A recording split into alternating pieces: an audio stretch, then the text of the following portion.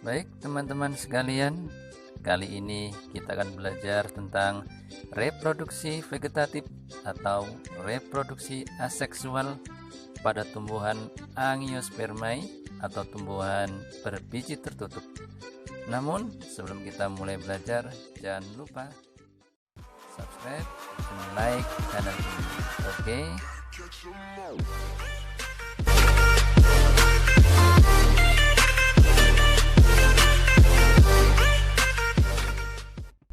Sebelumnya, kita harus tahu apa itu reproduksi.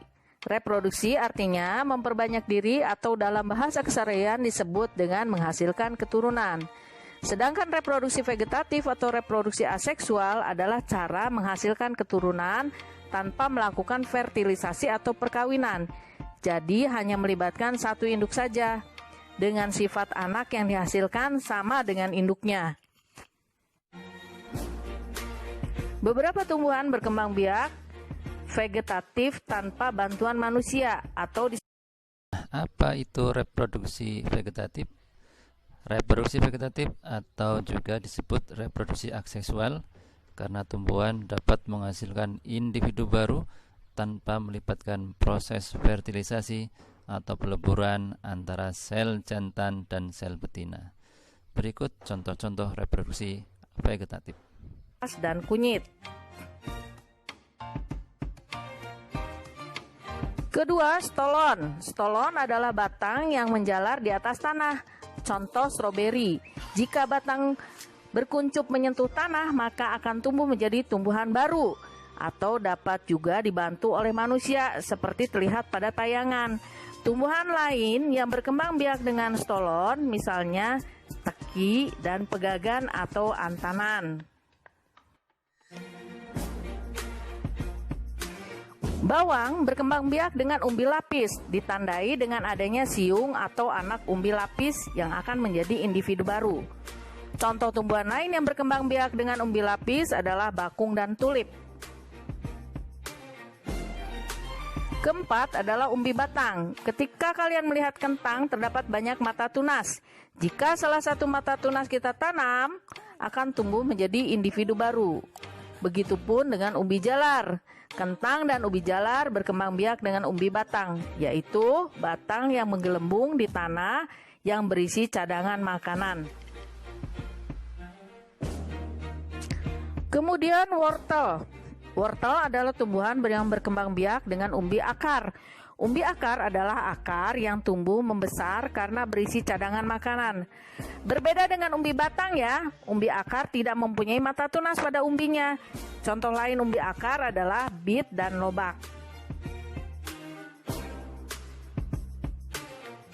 Kuncup adventif daun. Kuncup yang terdapat pada tepi daun cocor bebek merupakan individu baru. Jika tunas tersebut jatuh di atas tanah pada kondisi yang sesuai, maka tunas tersebut akan tumbuh menjadi individu baru. Perkembangbiakan vegetatif juga dapat dilakukan dengan bantuan manusia. Perkembangbiakan vegetatif tersebut disebut dengan perkembangbiakan vegetatif buatan. Pernahkah kalian melihat pohon jeruk atau mangga berbatang pendek tetapi berbuah lebat dan manis? Apakah jeruk tersebut ada secara alami di alam atau merupakan rekayasa dari manusia? Marilah kita cermati lebih lanjut. 1. Mencangkok. Mencangkok diawali dengan menguliti dan membersihkan kulit pohon. Kemudian dibalut tanah dan dibungkus dengan sabut atau plastik. Tumbuhan yang dihasilkan dari cangkok biasanya tidak terlalu tinggi dan cepat berbuah. Namun sayangnya akarnya tidak kuat. Cangkok dapat dilakukan pada tumbuhan berkayu seperti mangga, belimbing, atau pohon berkayu lainnya. Perkembangbiakan vegetatif buatan lainnya adalah dengan stek. Mawar berkembang biak dengan cara stek batang, yaitu memotong bagian batang tanaman untuk ditanam dan kemudian menghasilkan individu baru. Petani menggunakan teknik stek untuk menanam tebu. Begitupun dengan daun mint dan teh, menggunakan teknik stek pucuk daun untuk memperbanyaknya. Vegetatif buatan yang ketiga adalah menyambung atau mengenten. Menyambung adalah cara perkembangbiakan dengan cara menyambung batang tanaman dengan batang tanaman yang sejenis tetapi berbeda sifatnya. Misalnya, mangga disambung dengan 3 mangga yang berbeda sifatnya, sehingga menghasilkan 3 jenis mangga yang berbeda.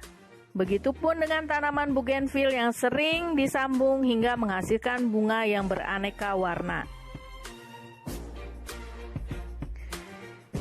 Vegetatif buatan keempat adalah merunduk. Merunduk dapat dilakukan dengan membenamkan tangkai tanaman ke tanah, sehingga bagian tertanam dalam tanah tumbuh tunas baru.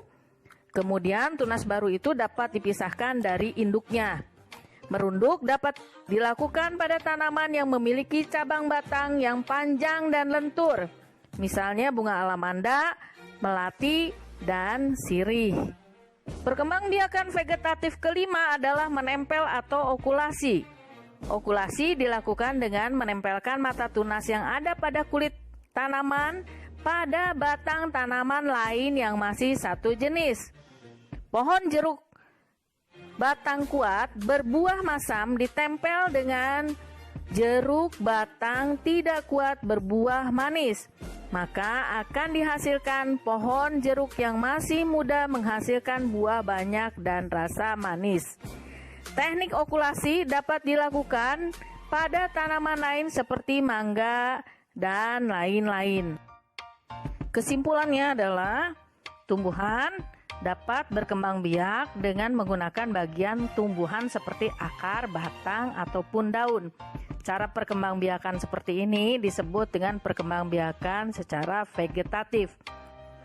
Tumbuhan dapat melakukan perkembangbiakan vegetatif karena tumbuhan memiliki sel-sel yang memiliki kemampuan untuk berkembang menjadi berbagai jenis sel penyusun jaringan dan organ tumbuhan yang disebut dengan sel meristem.